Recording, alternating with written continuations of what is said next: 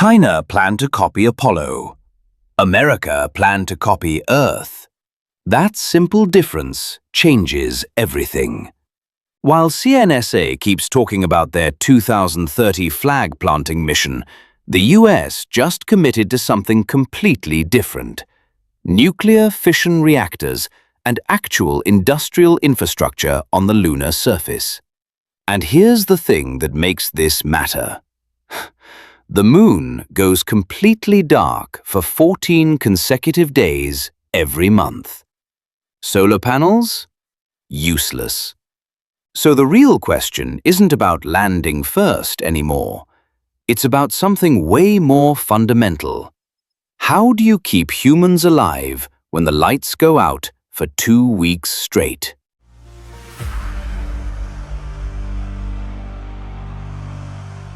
That question sounds simple until you actually dig into what lunar night means. We're talking about 354 hours of continuous darkness. Nearly 15 Earth days without any sunlight hitting the surface. Temperatures drop to -173 Celsius. Your habitat, your equipment, your life support, everything has to keep running through all of that without interruption. NASA's early plans leaned heavily on solar arrays. Makes sense on paper, right? Deploy big panels, store energy in batteries, coast through the dark period. But then engineers started doing the actual math, and things got uncomfortable fast. A basic habitat for just 4 astronauts needs around 15 to 20 kilowatts of continuous power. That's just for life support, environmental controls, basic operations. Now, stretch that across 2 weeks of darkness. The battery banks you'd need would weigh tons, and that's before you even touch the second problem. Lunar regolith. This isn't regular dust. These particles are electrostatically charged, sharp at the microscopic level, and they stick to absolutely everything because there's no atmosphere to wear them down. Apollo astronauts came back reporting how this stuff abraded seals and contaminated their equipment constantly. So, you deploy solar panels on the surface. Within hours, regolith starts accumulating on the glass. Efficiency drops. And unlike Earth, where rain might clean your rooftop panels occasionally, the moon has no natural cleaning mechanism. You'd need autonomous robots constantly brushing the arrays. More mass, more complexity, more power draw, more failure points. Sustainable for permanent operations? Not even close. That's the line between symbolic missions and actual colonization. Solar works fine for short, Apollo-style visits, but the second you start talking about sustained operations, industrial activity, anything real, the energy equation completely changes. Think about what actually needs to happen if we're serious about staying there. Mining water ice from permanently shadowed craters requires continuous, high-power drilling. Converting regolith into oxygen and building materials takes enormous energy for the chemical processing. Propellant production means electrolyzing water into hydrogen and oxygen, massive electrical loads. Manufacturing equipment for construction materials, metal components, this operates at industrial scale, not lab bench scale. Can you run a smelter on battery power for 2 weeks? Can you keep cryogenic fuel storage stable when your power keeps cycling on and off? No, you can't. And every major space agency doing serious feasibility studies has reached this same conclusion independently. Continuous, reliable, high-density power isn't some nice-to-have feature for lunar industrialization. It's the foundation. Everything else depends on it.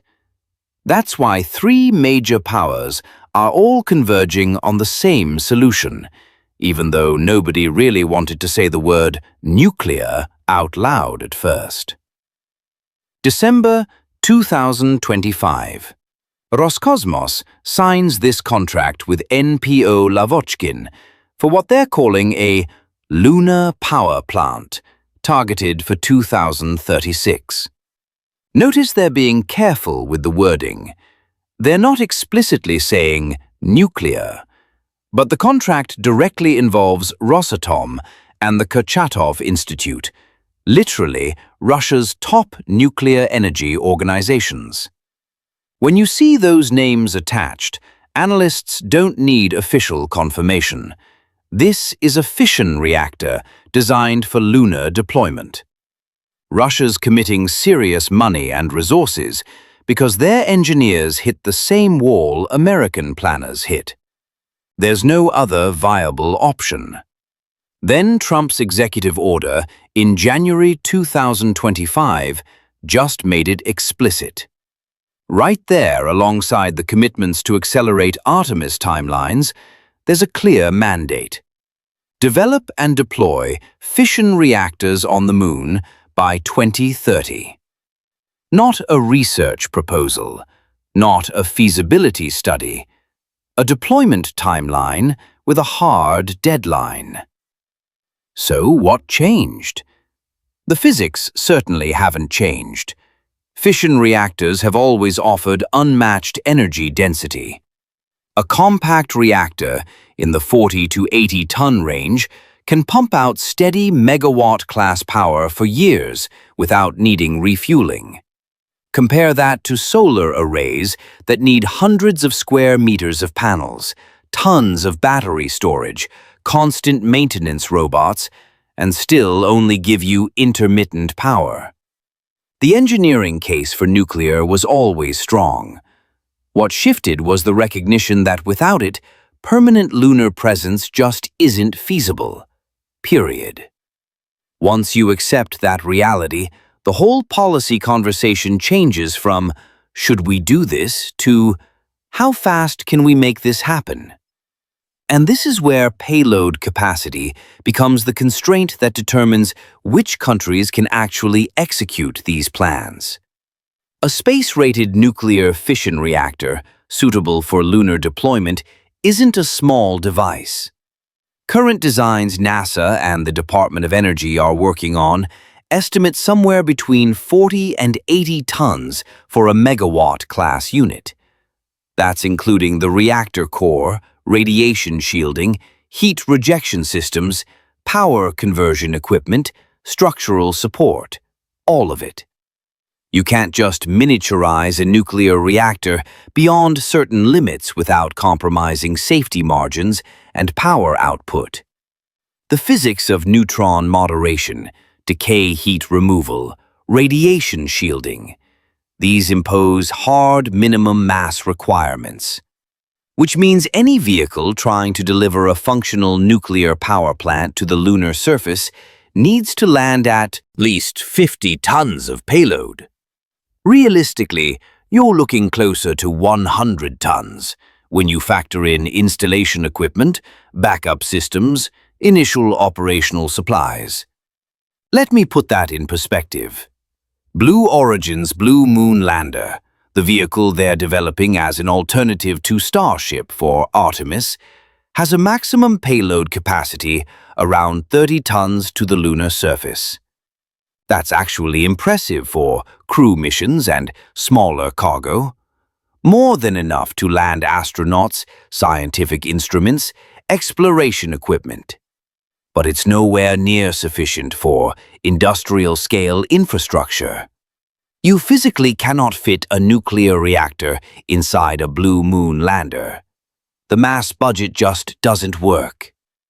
So Blue Origin's approach, despite potentially being lower risk and maybe faster for those initial crewed landings, hits a fundamental ceiling when missions need to transition from exploration to actual industrialization.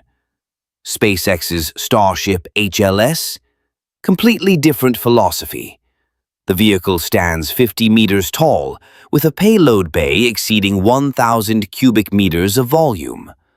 Published specs indicate payload capacity to the lunar surface over 100 tons, potentially reaching 150 tons with final optimization.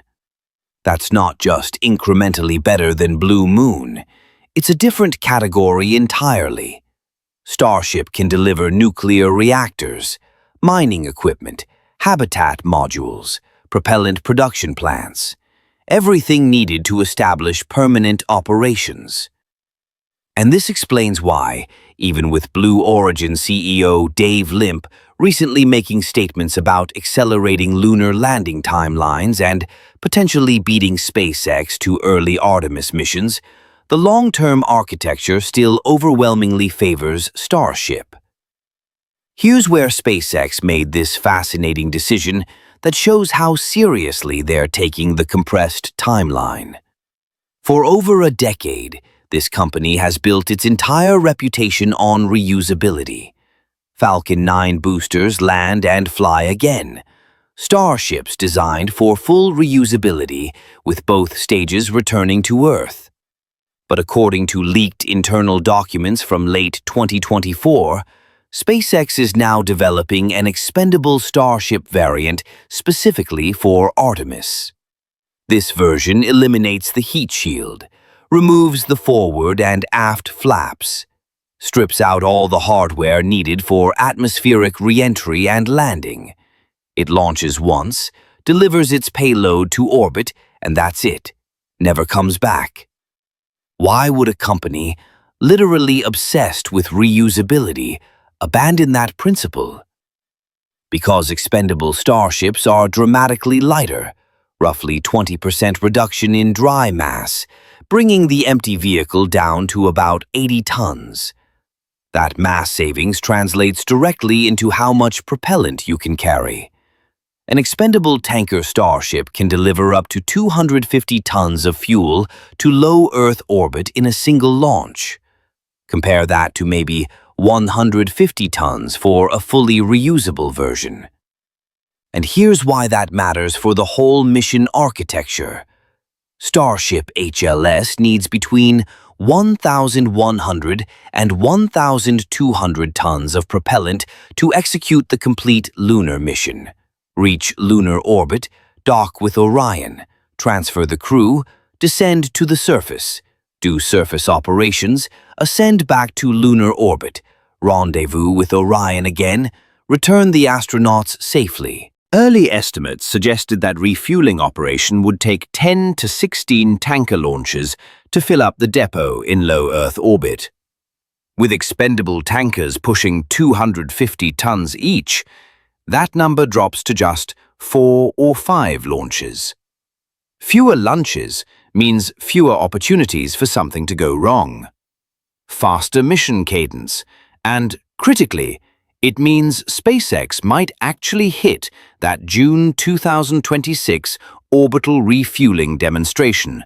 That's the first major milestone on their leaked timeline. That timeline is genuinely brutal. First orbital refueling test, June 2026. We're talking 17 months from now. Uncrewed lunar landing, June 2027. Crew on the surface by September 2028. From the first Starship launch in early 2026 to that June refueling demo, they've got maybe 3 or 4 flight attempts maximum if they're pushing cadence aggressively. If Flight 12 runs into major issues, suddenly that June 2026 milestone starts looking extremely optimistic. But this is also the same organization that nearly went bankrupt after 3 consecutive Falcon 1 failures back in 2006 to 2008, then somehow bootstrapped their way to building Falcon 9 into the most reliable rocket currently in operation. Their track record suggests impossible timelines have this habit of becoming reality when the pressure becomes existential. And the pressure is absolutely existential right now because of what's happening on the other side of this competition. China recently made a big public show of testing what they described as a revolutionary blurred retro-thrust system on a vehicle called CYZ-1. Initial reporting made it sound like this might be a serious lunar spacecraft, something comparable to NASA's Orion capsule, designed to support CNSA's stated goal of landing astronauts before 2030. Closer analysis revealed something quite different. CYZ-1 isn't a deep space vehicle at all. It's a suborbital space tourism capsule. Essentially, China's version of Blue Origin's New Shepard. The mission profile is straightforward. Launch on a ballistic trajectory, briefly cross the Kármán line at 100 kilometers altitude, give passengers a few minutes of weightlessness, then come back down. That's perfectly valid commercial work. But it has absolutely nothing to do with lunar exploration. Even if CYZ-1 were somehow far more capable than it appears, even if it matched or exceeded Orion's specifications, that still wouldn't position China to win the race that actually matters now. Because Apollo already proved landing astronauts could be done with 1960s technology. That's the easy part.